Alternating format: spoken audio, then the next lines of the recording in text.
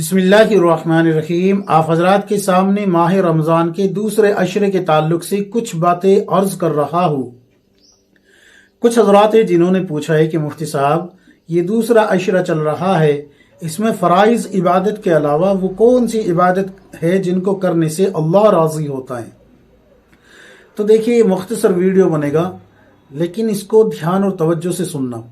اس میں 3 عبادتیں کرنی ہیں۔ اول تو دیکھیے یہ ہر مہینے میں چاہے رمضان ہو یا غیر رمضان ہو ہر وقت ہی کرنی چاہیے، لیکن رمضان کے مہینے میں چونکہ یہ مغفرت کا عشرہ ہے، اس میں ان پہ خاص توجہ رکھنی ہے اور ان کا خاص اہتمام کرنا ہے۔ 3 عبادت۔ نمبر 1 کلمہ طیبہ کثرت سے پڑھنا ہے۔ اللہ کے رسول صلی اللہ علیہ وسلم نے فرمایا کہ جو شخص لا الہ الا اللہ کثرت سے کہتا ہے، یعنی کہ دل کے اخلاص کے ساتھ کہتا ہے اور بکثرت کہتا رہتا ہے، تو اللہ کے عرش کے سامنے ایک ستون ہے، وہ ہلنے لگتا ہے۔ اللہ سب کچھ جاننے کے باوجود اس ستون سے پوچھتے ہیں کہ تو کیوں ہل رہا ہے؟ وہ ستون کہتا ہے اے اللہ فلاں بندے نے لا الہ الا اللہ کہہ کے تیری وحدانیت کا اقرار کیا، تجھ کو اپنا رب مانا اور تیرے غیروں کا انکار کیا، اے اللہ اس کی مغفرت نہیں ہوئی، اس کی مغفرت فرما۔ تو اللہ تبارک و تعالیٰ فرماتا ہے کہ ٹھہر جا، میں نے اس کی مغفرت فرما دی۔ یہ اللہ کے رسول صلی اللہ علیہ وسلم نے فرمایا۔ پھر اللہ کے رسول صلی اللہ علیہ وسلم نے استغفار کے تعلق سے بھی بتایا کہ جب انسان کوئی گناہ کرتا ہے تو اس کے دل پہ ایک سیاہ داغ لگ جاتا ہے، ایک سیاہ داغ لگ جاتا ہے۔ اگر وہ استغفار کر لیتا ہے تو وہ داغ دھل جاتا ہے، ورنہ وہ داغ لگا رہتا ہے اور پھر یہ دوسرا گناہ کر بیٹھتا ہے۔ جب یہ دوسرا گناہ کرتا ہے تو پھر دوسرا داغ لگ جاتا ہے۔ اسی طریقے سے گناہ در گناہ یہ اپنے دل کو بالکل سیاہ کر لیتا ہے، زنگ آلود کر لیتا ہے۔ تو جیسے لوہے پہ زنگ لگ جاتا ہے تو اس پہ ریگ مال کی رگڑ زیادہ مارنی پڑتی ہے، تب جا کے اس کی زنگ دور ہوتی ہے۔ بعین ہی اس ہی طریقے سے الا بذکر اللہ تطمئن القلوب، اللہ کا ذکر زیادہ کریں گے تو دل کو سکون ملے گا، اطمینان ملے گا، دل کی زنگ دور ہوگی، دل کی زنگ دور ہوگی۔ تو ہم نے جو گناہ کر کے اپنے اوپر اپنے دل کو سیاہ کر رکھا ہے اور اپنے اوپر آگ کو مسلط کر رکھا ہے، تو یہ ماہ رمضان کا دوسرا عشرہ کیا ہے؟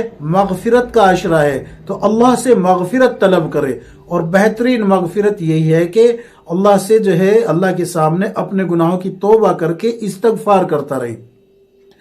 اللہ کے رسول صلی اللہ علیہ وسلم نے یہ بھی فرمایا کہ بہترین خطا کار وہ ہے جو گناہ ہو جانے پہ فوراً توبہ کر لے، استغفار کر لے۔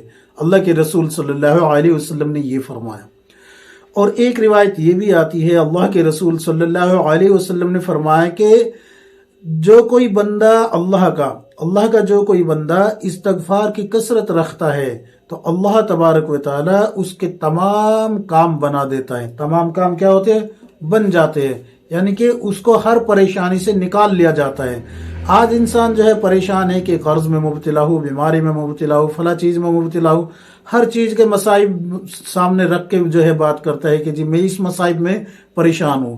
حضرت ابن عباس رضی اللہ عنہ کی خدمت میں ایک شخص آئے، آ کے کہنے لگے کہ حضرت بارش نہیں ہو رہی، کچھ بتا دیجئے۔ حضرت نے فرمایا، حضرت ابن عباس رضی اللہ عنہ نے کہ استغفار کرو۔ ایک شخص آیا کہنے لگا حضرت قرض میں مبتلا ہو، تو کہا کہ استغفار کرو۔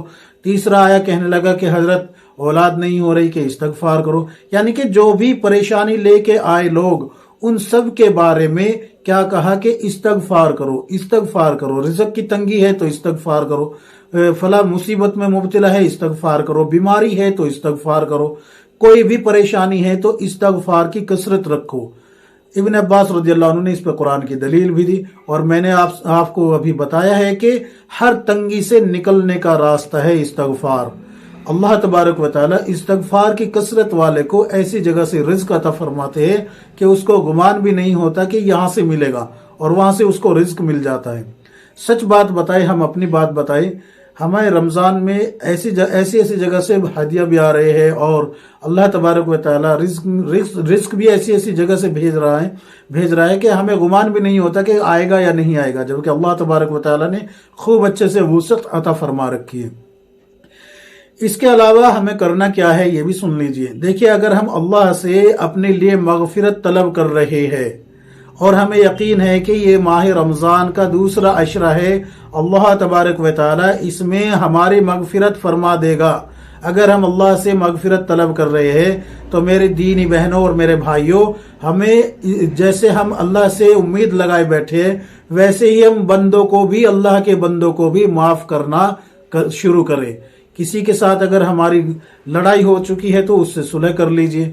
ہو سکتا ہے کہ یہ آخری رمضان ہو ہمارا، آئندہ رمضان نہ ملے، آئندہ موقع نہ ملے، آئندہ جو ہے دنیا میں نہ ہو سکتا ہے کہ یہ آخری ہو میرے.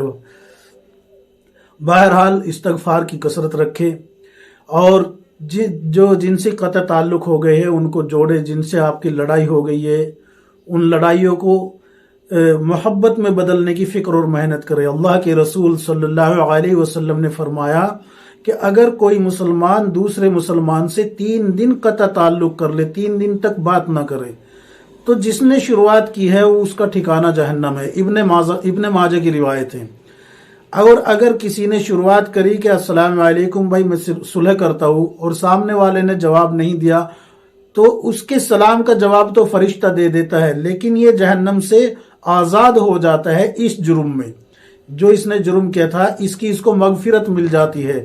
اب جس نے سلام کا جواب نہیں دیا اور وہ تعلق قائم کرنا نہیں چاہتا تو پھر وہ جو ہے اس کا ٹھکانہ جہنم بن رہا ہے. تو یہ جو میں آپ کو بتا رہا ہوں یہ دھیان سے سننا میری بات کو. اگر ہم اللہ سے اپنے لیے مغفرت طلب کر رہے ہیں تو اللہ کے بندوں کو بھی معاف کرنے کا اپنے اندر مادہ پیدا کرے، جذبہ پیدا کرے، اپنے آپ کو جو ہے اس قابل بنائے کہ اللہ میں تجھ سے معافی مانگ رہا ہوں، میں تیرے بندوں کو بھی معاف کرتا ہوں. اس طریقے سے اگر آپ کریں گے تو یہ رمضان انشاءاللہ قابل قبول بھی ہو جائے گا اور اللہ تبارک و تعالی آپ کی جو ہے توبہ کو قبول بھی کر لے گا. کیوں؟ اس لیے کہ جب آپ نے بندوں پر رحم کیا اللہ کے تو اللہ رب العزت آپ پر رحم کرے گا. ایک روایت آتی ہے کہ اللہ تبارک و تعالی کے سامنے میدان حشر میں جب فلاں بندے کو پیش کیا جائے گا تو اس بندے سے پوچھا جائے گا بھئی کیا چاہتے ہو؟ کہ اللہ میں مغفرت چاہتا ہوں، اللہ مجھے معاف کر دے. کہ تو نے فلاں بندے کو میرے معاف کیا تھا؟ نہیں کیا تھا. تو جب تو نے میرے بندے کو معاف نہیں کیا تو تم اس سے کس وجہ سے امید لگائے بیٹھا ہے؟ تو اس لیے جو ہے یہیں پر صلح کر لو، روز قیامت اللہ کے سامنے رسوا نہ ہونا پڑے. اللہ کے رسول صلی اللہ علیہ وسلم نے فرمایا کہ جب تک میرا ایک امتی جنت میں نہیں چلا جائے گا میں جنت میں نہیں جاؤں گا. اگر اللہ کی عدالت میں میرا اور آپ کا کوئی مسئلہ کھڑا ہو گیا، حقوق کا مسئلہ کھڑا ہو گیا، لڑائی جھگڑے کا مسئلہ کھڑا ہو گیا اور اللہ کے رسول صلی اللہ علیہ وسلم میری وجہ سے یا آپ کی وجہ سے جنت میں جانے سے جتنی دیر رکے رہیں گے اس کے بارے میں سوچو کہ ہم اللہ کے نبی صلی اللہ علیہ وسلم کو دنیا میں بھی مشقتوں میں ڈالا، کیونکہ ساری رات جو ہے اللہ کے نبی عبادت کیا کرتے تھے، اور آخرت میں بھی ہم ہی مشقت میں ڈالنے کا سبب بنے. تو بہتر یہ ہے کہ آپ جو ہے اللہ کی رضا کے لیے معاف کرنا سیکھیں. معاف کر دیجئے، فون کر کے معاف کر دیجئے. بھائی مجھ سے جو ایسے تعلقات تھے میرے تمہارے، اب وہ خراب ہو گئے تھے، میں پھر سے جوڑ رہا ہوں. اس طریقے سے جو ہے جوڑنے کی کوشش کریں. امید ہے کہ یہ باتیں سمجھ گئے ہوگے. اللہ تبارک و تعالی ہم سب کو کتاب و سنت کے مطابق زندگی گزارنے کی توفیق عطا فرمائے. اللہ رب العزت ہم سب کو معاف فرمائے، ہمارے گناہوں کو معاف فرمائے. اللہ تبارک و تعالی ہم سب کی مغفرت فرمائے اور اللہ رب العزت ہم سب کو جہنم سے خلاصی عطا فرمائے. آمین یا رب العالمین.